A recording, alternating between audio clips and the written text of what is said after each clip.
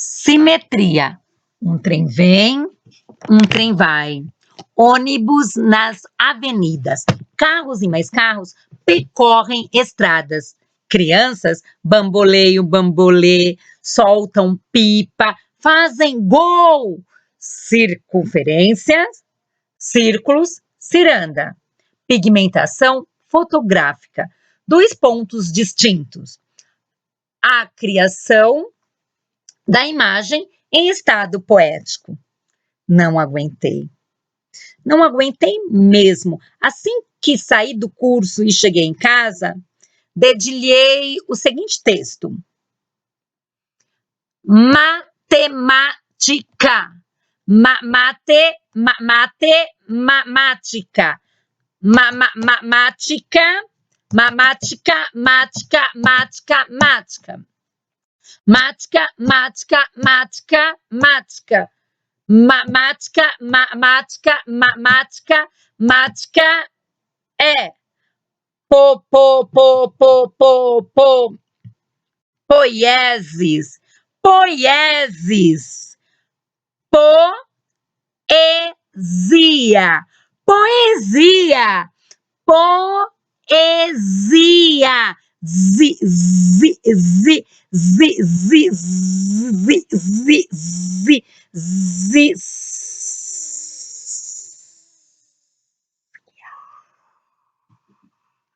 Matemática é poesia.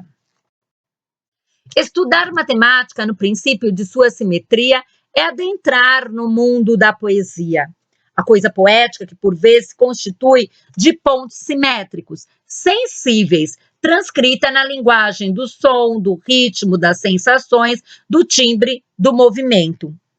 Numa relação que não se faz sozinha, mas é múltipla, porque vai além do processo somático.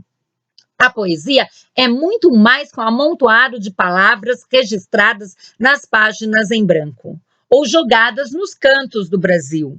Paul Valéry traz a poesia na voz em ação, associa pontos conjugados à significação de ser a não palavra, mas o corpo poético.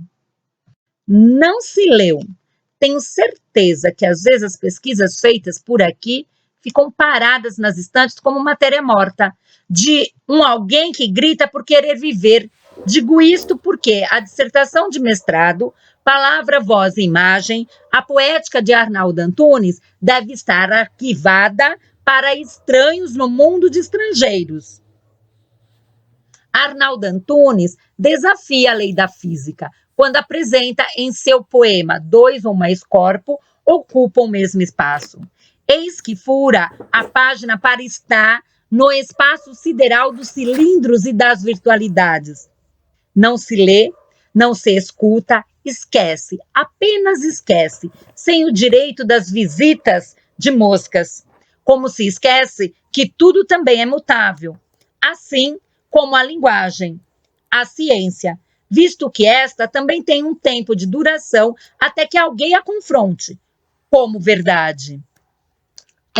Estamos vivendo as inverdades das ciências comprovadas em determinado espaço de tempo.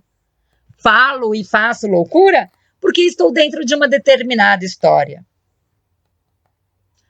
A matemática trabalha com probabilidade da constituição de seres exatos.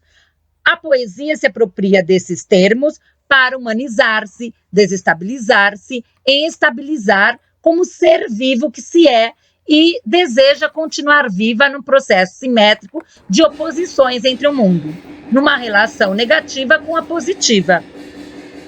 Provavelmente é nesta conta que está o grau zero da escritura de Roland Barthes. São esses pontos convergentes e divergentes da iniciação poética transcrita no engatinhar de uma criança que ainda não fala, mas balbucia, geme, grita, berra, chuta cientificamente para ser gente. A poesia é a composição da matéria disforme, a matemática também. As duas disciplinas aparentemente distantes, uma contém a outra, e nada está para a paragem de ser quem se é, nos cálculos das formas que lutam em não calcular para ter os ângulos de ser as parábolas e as retas em sua configuração poética que se veste de uma roupagem linguística, mas escapa para ir contra os cálculos da própria língua, numa língua do despoder, que, segundo Barthes, deseja combatê-la para desacralização, criação, observação da lógica no sentido mais ilógico de sair de uma simetria para ultrapassar o espelho, como fez Alice no País das Maravilhas. Decifrar caminhos, contar coelhos, requerer a lógica dos seus pensamentos, cérebro, como o homem dilata e aspirar os batimentos cardíacos. É uma conta matemática que não se fecha. Ver as sílabas poéticas, os versos ou os seus negativos para além da página em branco, para o outro lado da margem, para o subterrâneo de seu cerne. Pensar no movimento e no estado poético não é compartilhar da física, de elementos matemáticos ou experimentos, visto nas marcações dos passos em 8. 1, 2, 3, 4, 5, 6, 7, 8.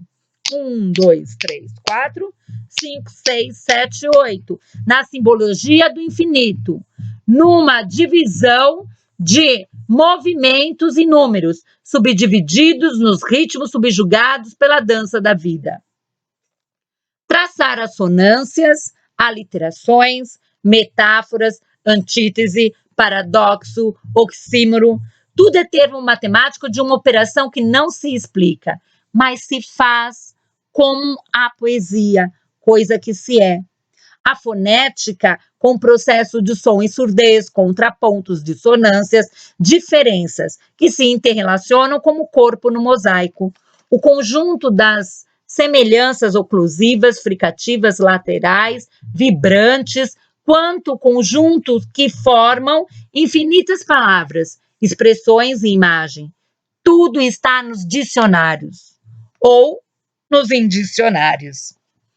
A circulação ainda aspira às construções das orações coordenadas, aditiva, adversativa, conclusiva. O mesmo para quando o poder de subordinar invade os cálculos em suas posições linguísticas, nas pausas das pontuações ou nas construções da costura de pi. Sem falar em termos como argumentação, conclusão, alusão, nem conto os pronomes que revelam as álgebras. Algo, coisa, tudo, nada. Ora, isso não é poesia? Contudo, a confusão está na palavra mática, da língua da Croácia, que significa criador. Em grego, poiesis, ou seja, o ato de criar, fazer e ler poesia. Dor, Fernando Pessoa entende por sensação, em ser o que se é. Assim, é a lógica do abstrato para o concreto. O contrário também pode ser verdadeiro. As ordens nos cálculos fazem diferença? Ah, se fazem. Essa diferença está no pensamento. Parar por aqui se faz necessário. Senão vou longe, longe e escrevo o meu pós-doc. Ler poesia é estudar matemática. Loucura, diriam todos os meus colegas, que assassinei a educação e enterrei com o nome de arte poética. Perdi a conta, meus senhores. Peço licença. A mesma licença de Adélia Prado para falar com Drummond. Na poesia das sete faces, eu imploro para não me atirar em pedra, mas lê-las, visto calcular o peso desta temática. Que nenhuma disciplina tem importância se não entrar na poesia, que se desnuda como arte para estar na multiplicidade de todas as linguagens da vida. Que se desnuda como arte para estar nas multiplicidade de todas as linguagens da vida. Texto de Márcia Plana. Obrigada.